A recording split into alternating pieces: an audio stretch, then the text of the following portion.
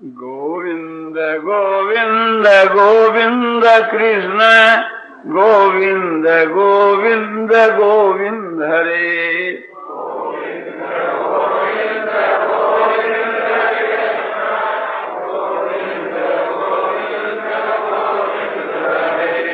कृष्ण मुरारे प्रेम प्यारे गोविंद गोविंद गोविंद हरे।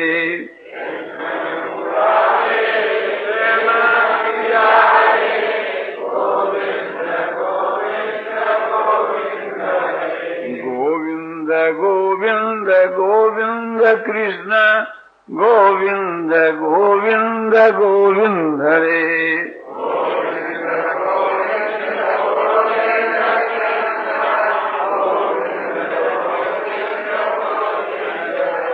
कृष्ण मुरारे गोपियों के प्यारे गोविंद गोविंद गोविंद हरे।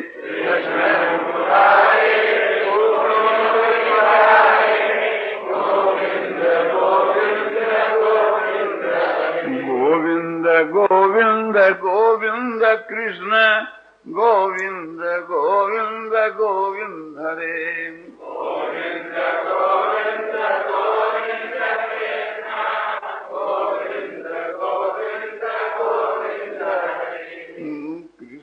मुरारे नैनों के तारे गोविंद गोविंद गोविंद हरे।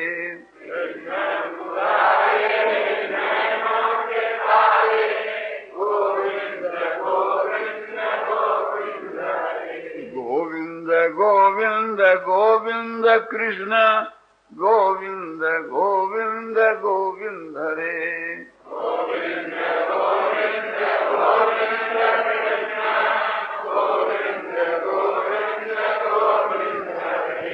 कृष्ण मुरारे जसोदा के प्यारे गोविंद गोविंद गोविंद हरे।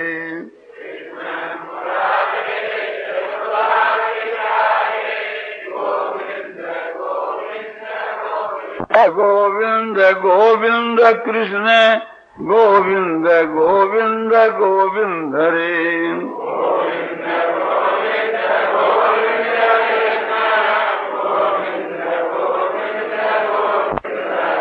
कृष्ण मुरारे मन के चुरारे गोविंद गोविंद गोविंद हरे।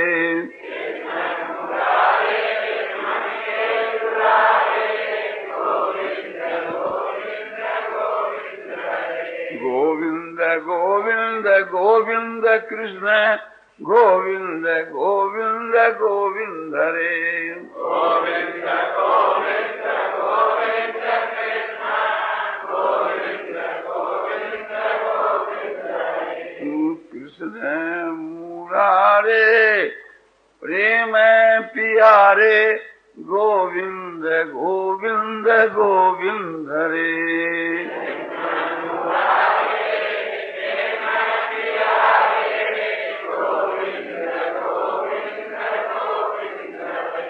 आनंद आनंद आनंद आनंद पूर्णानंद पूर्णानंद अपार आनंद शांत आनंद घन आनंद अचल आनंद ध्रुव आनंद नित्य आनंद बोध स्वरूप आनंद ज्ञान स्वरूप आनंद ही आनंद आनंद ही आनंद। छोटा रूप धारण कर लेना, बड़ा रूप धारण कर लेना, ये सिद्धियां देवताओं में थी, राक्षसों के मां थी, मनुष्यों के मां थी, ऋषियों के बीच के मां थी, बंदरों में थी। उनका नाम है अणिमा महिमा गरिमा लगिमा प्राप्ति पराक्रम ईशित्व वशित्व। ये योग शास्त्र के वह इसका परिचय देता है। अणिमा का मतलब है कि अणु के समान बन जाना, महिमा का मतलब है कि महान रूप धारण कर लेना, गरिमा माने भारी रूप धारण कर लेना, लगिमा माने हल्का रूप धारण कर लेना, प्राप्ति माने जिस चीज की इच्छा करे वो आकर प्राप्त हो जानी, पराक्रम माने अपने मन में कामना करे वो संकल्प करे वो सिद्ध हो जाना, ईशित्व माने ईश्वर के माफक सृष्टि की रचना कर देनी, वशित्व चाहे जिसको अपने अधीन कर लेना। आप ख्याल करके देखो, वाल्मीकि रामायण के वहां तुलसी कृत रामायण में, सब रामायणों में लिखा है कि हनुमान जी जब एक प्रकार से थी लंका को उल्लंघन करके गए, इतना बड़ा रूप उन्होंने धारण कर लिया कि उड़े हैं तो वृक्ष भी उनके साथ में, हवा के साथ में उड़े। केवल हनुमान ही नहीं, सुरसा जो नाग माता है वो एक प्रकार से हनुमान को पकड़ लिया। तो समझिए वो भी इस विद्या को जानती थी। हनुमान जी जब लंका में प्रवेश करते हैं तो मच्छर के समान, अणु के समान छोटा रूप धारण कर लिया। तो हनुमान जी अणु के समान भी रूप धारण कर सकते थे और महान रूप भी धारण कर सकते थे। हनुमान जी की तो बात ही क्या है, राक्षसों के माया बात देखी गई है। महाभारत के द्रोण पर्व के मां लिखा है कि 14 दिन की रात्रि के युद्ध के मां समझो कि घटोत्कच ने इतना बड़ा रूप धारण किया था कि कैरवों की सारी सेना को उसने सोचा कि मैं अपने नीचे दबा करके ही मार डालूंगा। कर्णपा अमोघ शक्ति थी, उस अमोघ शक्ति को उसने घटोत्कच पर चला दी थी, इसलिए उसकी मृत्यु अवश्य हुई। किंतु उसने सोचा कि मैं मरता हुआ सबको मार डालूंगा कर, और कभी वो अंतर्धान हो जाता था, कभी महान रूप धारण कर लेता था। तो यह विद्या जो है अपने घटोत्कच में थी, और उस जमाने की मां समझो कि मेघनाथ आदि में थी। तो ये बतलाना है कि इस प्रकार की शक्तियां वर्तमान में देखने में नहीं आती, और भारी रूप को धारण कर लेते, हल्के रूप को धारण कर लेते।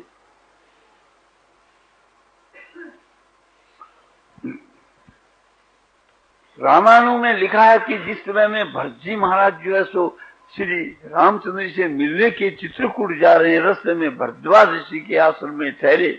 तो भरद्वाज ऋषि ने अपने समझो सिद्धियों के द्वारा उनकी कैसी खातिर की, हाथियों के लिए हाथीशाल, घोड़ों के लिए घुड़सवार, एक प्रकार से मनुष्यों के लिए महल, राजाओं के लिए राजमहल बना दिए, और खाने और पीने के इतने पदार्थ समझो की रस दिए कि जो आश्चर्य में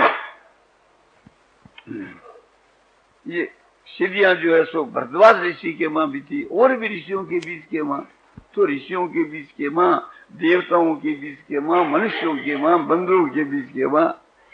आजकल वो कोई भी सिद्धि देखने में नहीं आती। एक सिद्धि की बात नहीं, उस वक्त के मां सब प्रकार की उन्नतियां थी। किंतु जिस समय के मां मुसलमानों का यहाँ राज हुआ, उस समय में उन्होंने हमारे जो ग्रंथ थे जिनमें ये सब बातें लिखी हुई थी सबको जला दिया। वे चाय पिया करते थे तो अग्नि के मां जलाकर उसे हमारे ग्रंथों से चाय गर्म करके पीते। भौतिक उन्नति की बात आपको पुराने जमाने की बतलाई। हम लोगों को एक जो अथर्ववेद है और भी जो हमारे पुरानी पुस्तकें हैं उसमें किसी में कुछ अंश मिलता है, उसके प्रभाव से जर्मन वालों ने ये समझो साइंस की विद्या उससे निकाली। जर्मन के मां हमारे वेद मिलते हैं, जर्मन के बीच में हमारे बहुत से पुस्तक मिलते हैं जो हमारे हिंदुस्तान के मां नहीं मिलती। वे इस पुस्तकों की कदर करते।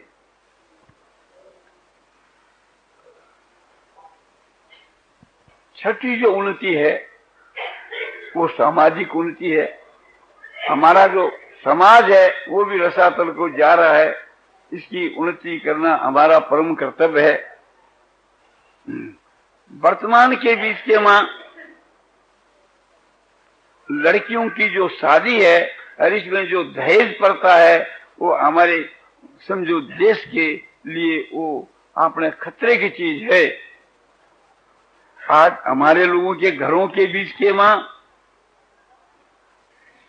समझो कि 16 वर्ष की लड़की, 18 वर्ष की लड़की, 20 वर्ष की लड़की मौजूद है, उसका विवाह नहीं होता है।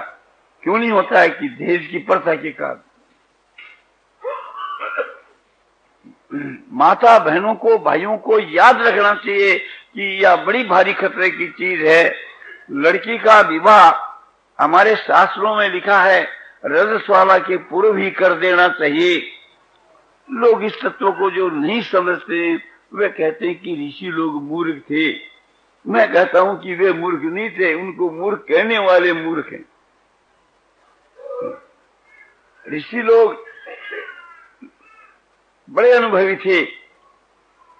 इसका तात्पर्य क्या है कि जब तक लड़की रजस वाला नहीं होती तब तक उसके गर्भ नहीं रह सकता, और रस वाला होने के बाद साल में, 2 साल में, 5 साल में चाहे जब भी गर्भ रह सकता है। तो लड़की करीब 12 वर्ष या 13 वर्ष की आयु में रस वाला हो जाती है। तो हमारे ऋषियों ने ये बात ठीक बतलाई है कि रस वाला के पहले ही उसे की शादी कर देनी चाहिए।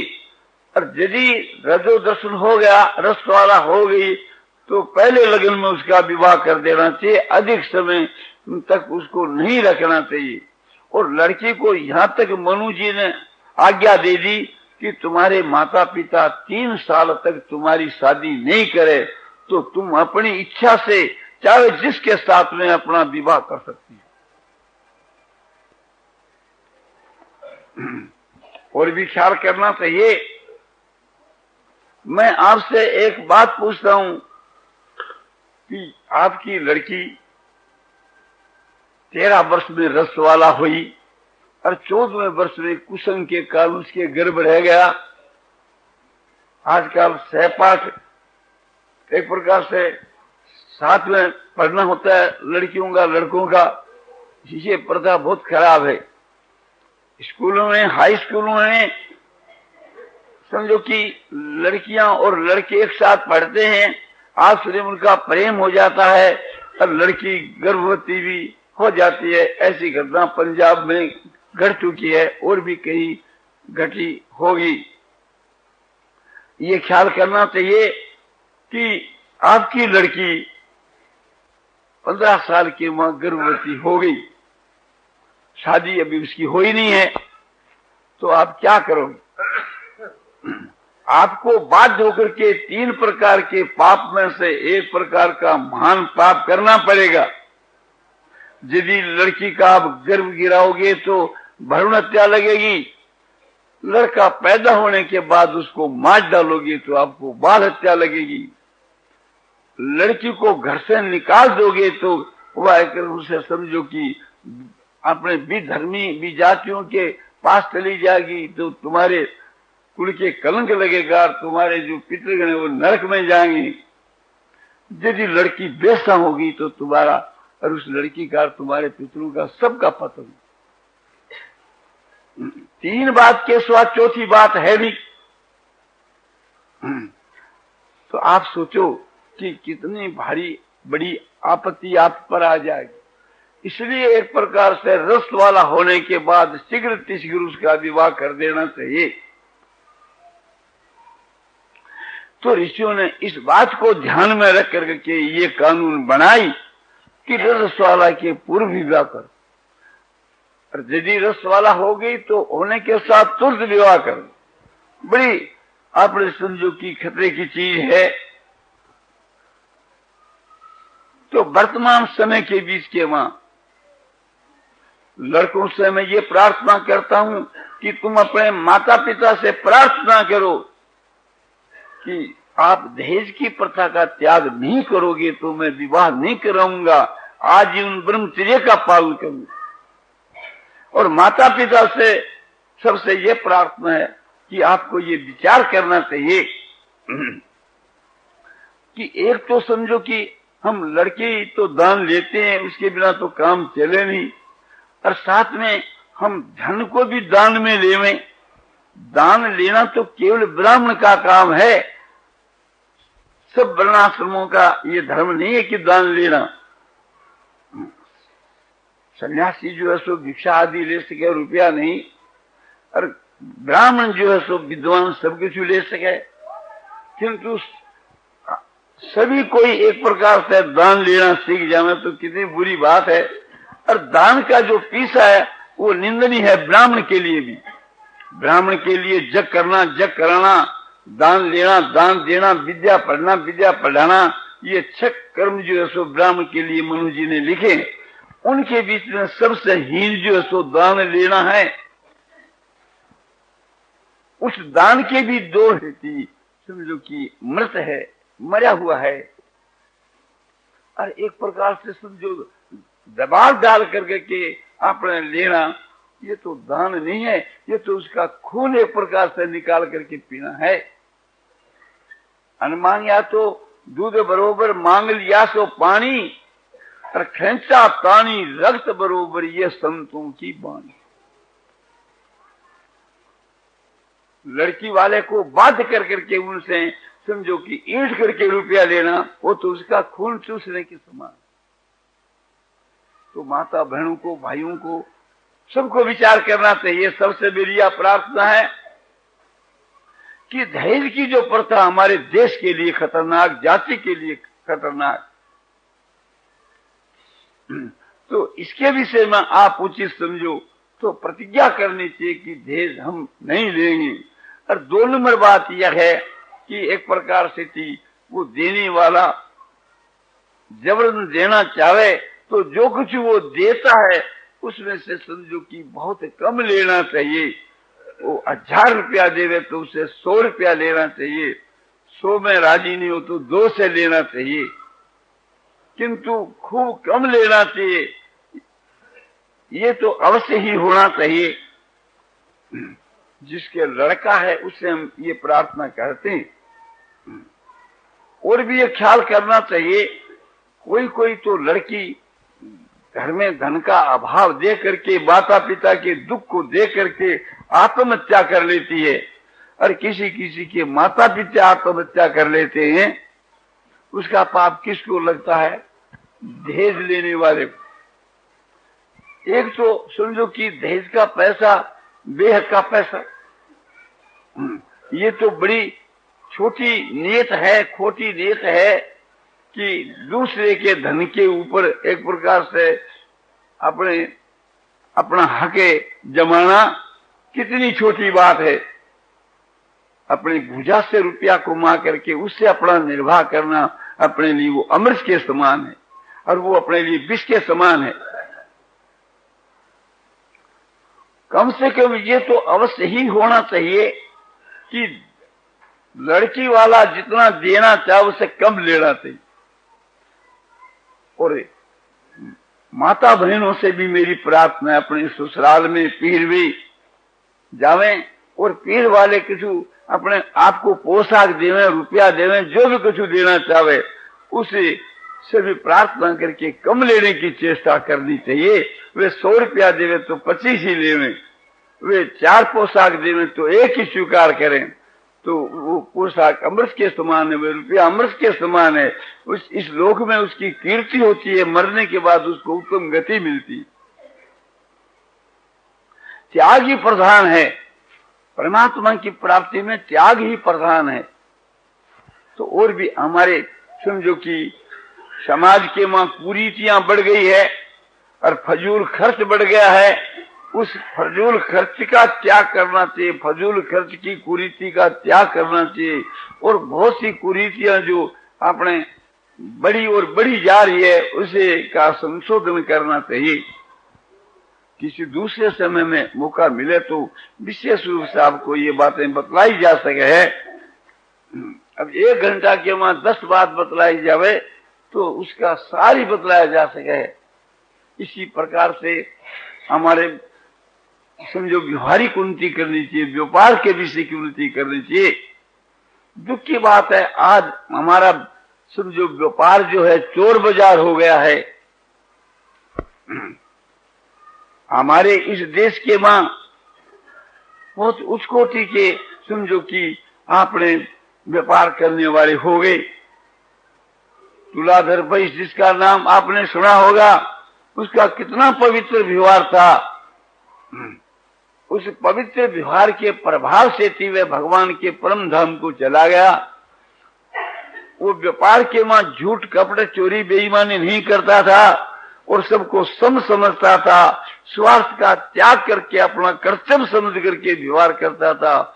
इस कारण से थी उसकी अपने उत्तम से उत्तम गति हुई। पद्म पुराण में ये कथा आती है। और ये कथा समझो कि महाभारत में भी आती है दूसरे प्रकार से। उसके जीवन में कई घटना बीती है। एक घटना की बात महाभारत में आती है, एक की पद्म पुराण में आती है। सभी घटनाएं थोड़ी एक प्रकार से लिखी जा सकती है। तो उसका व्यवहार बड़ा पवित्र व्यवहार था। भगवान उसके घर पर नित्य वास करते थे और उसकी वाणी सत्य थी। जाजली ऋषि के मस्तक पर जिन पक्षियों ने गुस्साला घाला था, वे पक्षी आकाश में उड़ते जा रहे थे और कहा, हे जाजले, इन्हीं पक्षियों ने तुम्हारे सिर पर गुस्साला घाला था, इनको तुम बुलाओ, अभी तुम्हारे मस्तक पर आवेगी। जाजली ने बुलाया और वे सिर पर आ गए और पक्षियों के द्वारा फिर उसने समझो कि जाजली को उपदेश दिलाया। जाजली देख करके आश्चर्य में पड़ गया कि देखो, इसकी बात को पक्षी नहीं मानते। ये एक प्रकार से बहुत ही उच्च कोटि का तपस्वी, ग्रस्त में रह करके बढ़िया हो करके। तो हमारे इस देश में ऐसे ऐसे हो, व्यापार हमारा समझो कि नष्ट होता जा रहा है। लोग उसको चोर बाजार कहने लगे। कहने वालों का कोई दोष नहीं है।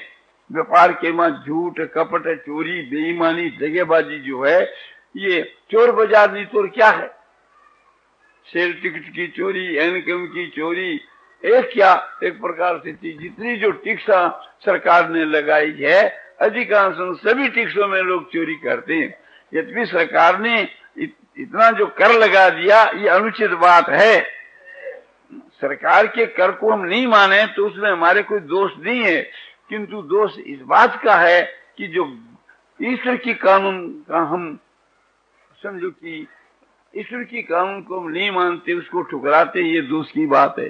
झूठ बोलना, चोरी करना, बही खाता में झूठा लिखना, ये सब एक प्रकार से ईश्वर की कानून के विरुद्ध है। तो हमारा व्यापार सच्चाई का होना चाहिए। व्यापार जो है एक प्रकार से उच्च कोटि का होना चाहिए। तोल में, नाप में, संख्या में किसी की चीज अधिक नहीं लेना और कम नहीं देना। व्यापार के मां जो हम नमूना दिखावे वही माल देना चाहिए। बढ़िया नमूना दिखाकर घटिया माल नहीं देना चाहिए और एक बढ़िया माल में खराब चीज मिला करके नहीं बेचनी चाहिए। और पाट है, रुई है या ऊन है, उसमें पानी छिड़क करके उसको बोझा नहीं बढ़ाना चाहिए। सुपारी के बीच के में पानी छिड़क के बोझा नहीं बढ़ाना चाहिए। इस प्रकार से हमारा जो है चोर बाजार है, इसका सुधार करना चाहिए। नहीं तो इससे समझो कि बड़े खतरे की बात है। बुद्धि तो नष्ट होती है, उसका परलोक भी नष्ट हो जाता है। ये लोग और परलोक दोनों नष्ट हो जाते हैं। न्याय से उपार्जन किया हुआ जो द्रव्य है, उससे अंतःकरण की शुद्धि होती है। दूसरे को दे दिया जावे तो उसकी आत्मा पवित्र हो जाती। उसका भोजन करने से दूसरे की आत्मा पवित्र हो जाती है और पापी का अन्न खाने से उसकी बुद्धि पापमय हो जाती है। सुना जाता है भीष्म पिता में दुर्योधन का अन्न खाया, उससे उनकी बुद्धि के ऊपर आपने ऐसा पर्दा पड़ गया कि इसको धर्म का ज्ञान नहीं रहा। द्रौपदी सभा के बीच में पूछती है कि भीष्म पितामह से कि मैं हारी गई या नहीं हारी गई। भीष्म जी कहते हैं कि हमारी बुद्धि काम नहीं करती, महाराज युधिष्ठिर से जाकर तुम पूछो। तो पापी का अन्न खाने से ती बुद्धि पापमय हो जाती है और धर्मात्मा का अन्न खाने से ती बुद्धि धार्मिक हो जाती। तो ये आपको मैंने व्यवहार की बात थोड़ी बतला दी। इसी प्रकार से हम लोगों का नैतिक पतन हो गया है, तो एक प्रकार से उसका भी थोड़ा सुधार करना चाहिए। नैतिक पतन का यह अभिप्राय है कि नीति से हम गिर गए। हाकिम न्याय करता है तो जहां अधिक घूस मिल जाती है उसकी पक्ष ले लेता है। रेलवे वालों से मिलकर के हम भेजते हैं समझो कि गेहूं और चावल और नाम लिखाते हैं दाल का। उज्जैन में भी समझो कि अधिक माल को कम लिखा देते हैं। यहाँ के क्षेत्र मार्ग से मिल जाते हैं और जहाँ माल छूटता है वहां के क्षेत्र मार्ग से मिल जाते हैं और सब मिलकर के अपने समझो कि अनुचित लाभ उठाते। हम सफर करते हैं रेल के बीच के मां, तो उस समय के बीच के मां हमारे पास में जो टिकट जो आपने सेकंड क्लास का है और फर्स्ट में बैठ गए और टिकट कलेक्टर टिकट जिताई करने के लिए आए तो पाखाने में बढ़ गए। वो बेचारा दे करके चला गया। स्टेशन के ऊपर उतरते हैं तो मुठियों को कहते हैं वजन ज्यादा है, तुम दूसरे रास्ते से ले जाओ, तुमको 1 रुपया इनाम दे दें। हर एक प्रकार से थी, हम एक प्रकार से नीति का त्याग कर देते। रेल में चलते हैं, जो 4 सीट रिजर्व है और उसमें 2 सीट खाली है डब्बे में, हम भीतर से बंद कर लेते हैं। बाहर से लोग पुकारते रहते हैं, हम समझो जागते हुए ही सो जाते। वो हैरान होकर अपने चले जाता है। तो ये नीति नहीं है, ये कायदा नहीं है। तो जो न्याय का त्याग है वो अनीति है और न्याय युक्त करना ही नीति है। तो हम लोग नीति के बीच के वहां फिसल गए हैं, हम लोगों का दर्जा एकदम गिर गया है, इसलिए हमको संभालना चाहिए। हम पंचायती करने के वास्ते पंच बनते हैं, उसमें भी एक की पक्ष कर लेते हैं, तो ये भी अनीति है। नीति जिसका नाम न्याय है उसका कभी त्याग नहीं करना चाहिए, ख्याल करना चाहिए। छोटी सी एक कहानी है। एक समय की बात है, प्रहलाद का पुत्र विरोचन और अंगिरा ऋषि का पुत्र जो सुधनवा, केशिनी नाम की एक स्त्री को लेकर इनका झगड़ा हो गया। वो कहता इसके साथ में मैं ब्याह करूंगा, वो कहता मैं करूंगा। आखिर के बीच में ये बात तय हुई, वो के मैं श्रेष्ठ, वो के मैं श्रेष्ठ। और वह कन्या जो है उसको ही ब्याहना चाहती है जो श्रेष्ठ हुए। तो उन्होंने प्राणों की बाजी उस पर रख दी कि यदि मैं श्रेष्ठ हूं तो यह कन्या मेरी और तुम्हारे प्राण मेरे, और तू श्रेष्ठ है तो मेरे प्राणों पर इस कन्या पर तुम्हारा अधिकार रहा। बोले चलो न्याय करा लो। तो न्याय कराने के वास्ते अंगिरा का पुत्र जो है उसने कहा कि तुम्हारे पिता से चलकर न्याय करा लो। तुम्हारा पिता जो प्रहलाद है बड़ा धर्मात्मा पुरुष है, उस पास न्याय कराने के लिए आए। प्रहलाद समझ गया कि मेरे लड़के ने बड़ी भारी गलती की। वे कश्यप जी के पास में गए कि इस प्रकार का फैसला मेरे पास आया है, यदि मैं ठीक न्याय करता हूं तब तो मेरे पुत्र की हिंसा होती है, मेरे पुत्र के प्राण जाते हैं, और यदि मैं अन्याय करता हूं तो पाप का भागी हूं। इसलिए ऐसा कोई मार्ग बताओ कि जिससे मेरे पुत्र के प्राण भी रह जाएं और एक प्रकार से थी समझो कि न्याय का न्याय हो जाए, धर्म की भी हानि न हो। उन्होंने कह दिया कि नहीं, ऐसी कोई युक्ति हमारे पास नहीं है। तुम्हारे को पुत्र प्यारा है तो धर्म को छोड़ दो, और धर्म प्यारा है तो पुत्र को छोड़। आकर के न्यायालय में बैठ करके न्याय करते हैं। प्रहलाद, सुधनवा, मेरे पुत्र विरोचन से तुम श्रेष्ठ हो। इतना ही नहीं, इसकी मां से तुम्हारी मां श्रेष्ठ है और मुझसे तुम्हारा पिता श्रेष्ठ।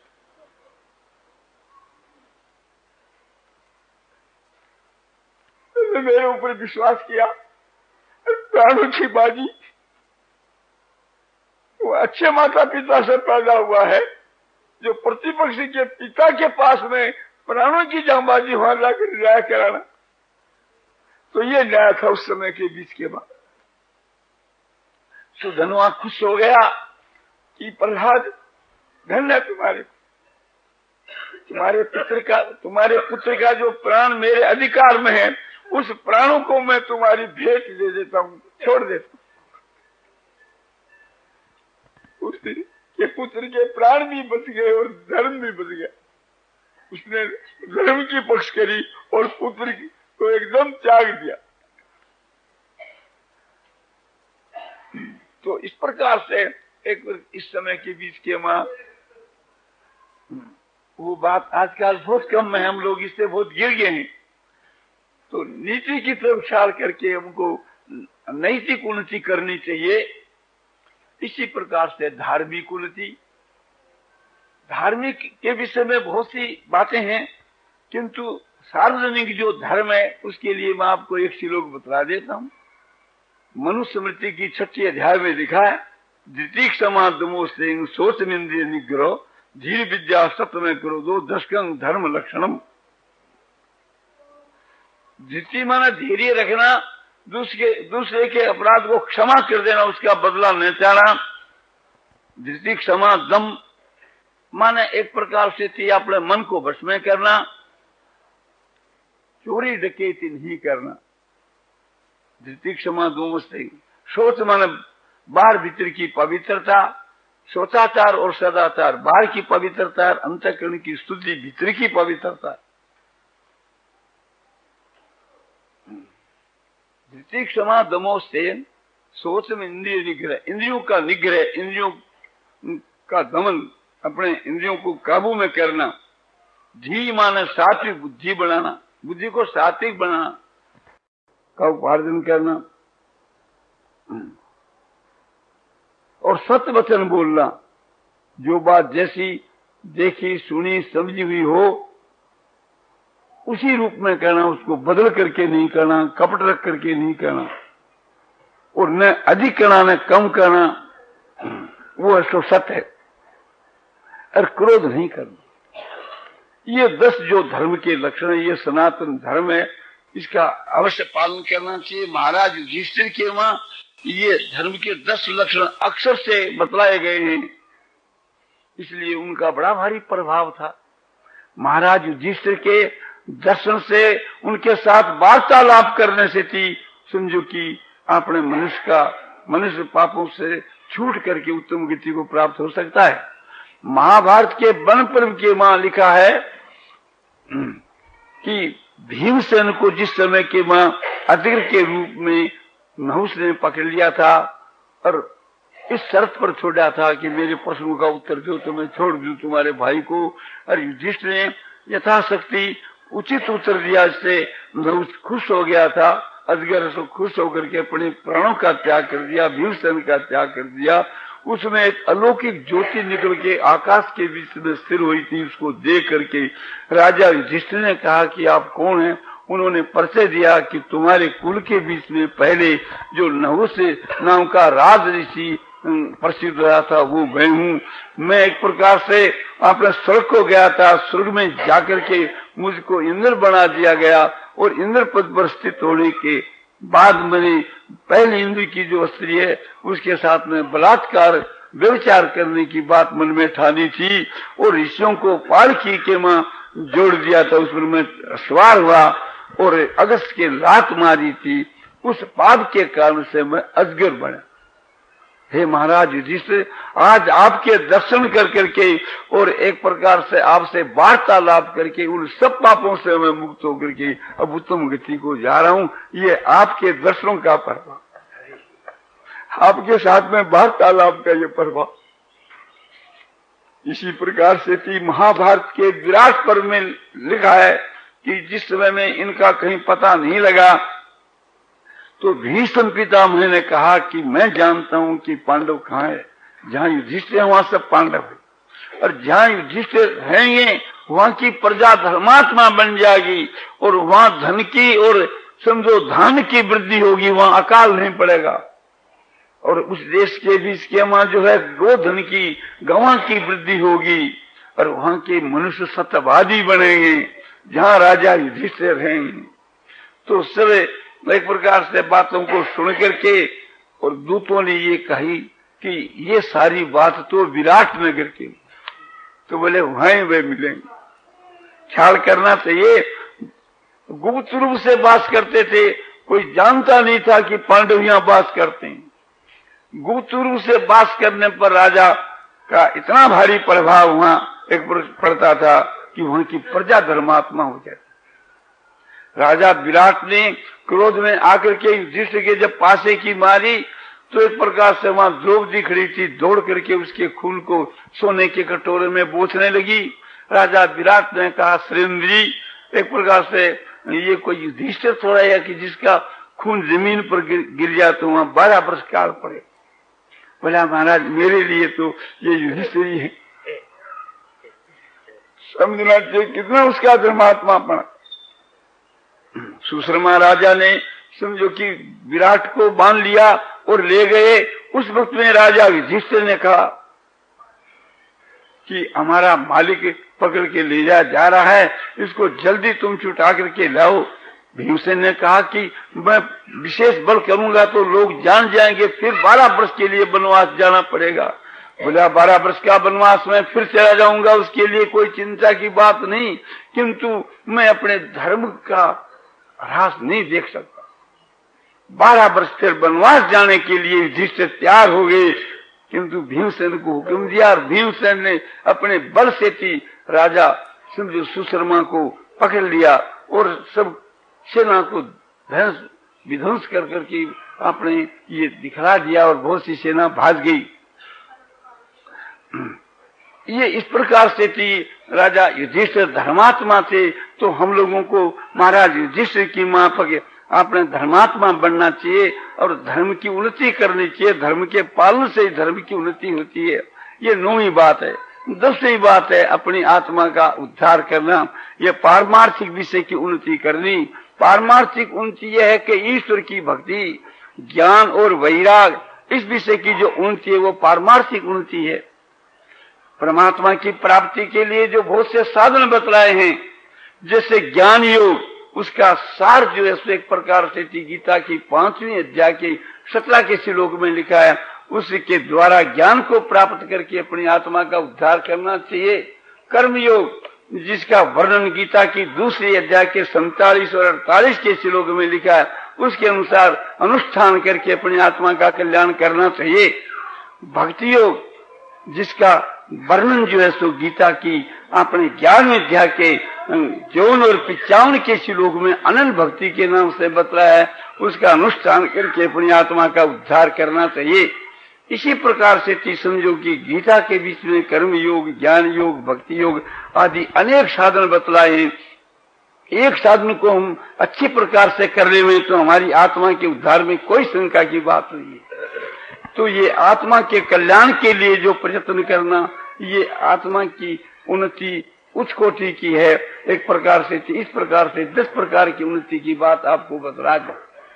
नारायण नारायण नारायण श्रीमन नारायण नारायण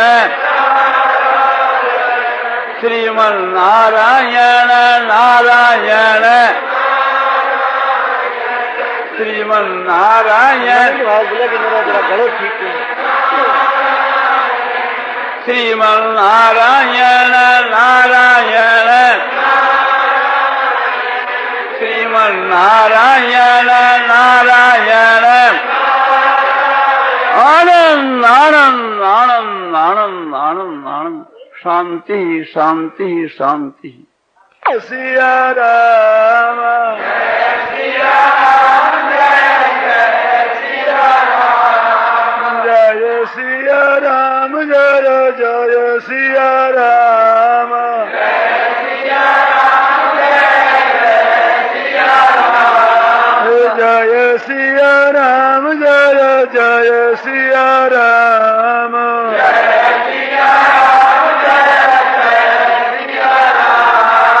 जय सिया राम जय जय सिया राम जय सिया जय सिया राम जय जय सिया राम जय सिया राम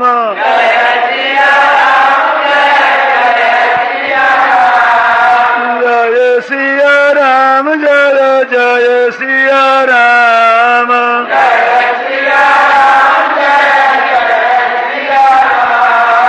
जय सिया राम जय जय सिया राम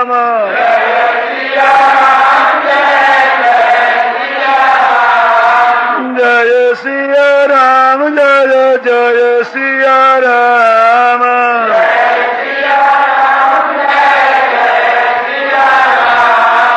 जय सिया राम जय जय सिया राम